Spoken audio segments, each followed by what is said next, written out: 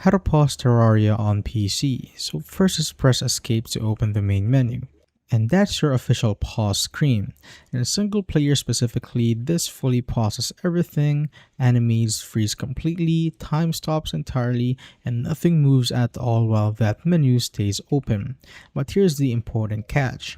In multiplayer, the game does not fully pause since every other connected player is still actively moving around the world in real time. And if you're on a shared server and need to step away, find a safe, fully enclosed box or your bed area first. That way, you won't come back later to find yourself dead on the ground. Also on single player, you could turn off the auto pause right here so that when you click on escape on your keyboard, the game will still run while you are checking out your inventory or checking out your settings. And if I turn it back on just like that, when I go to my settings, or to my inventory, everything pauses out.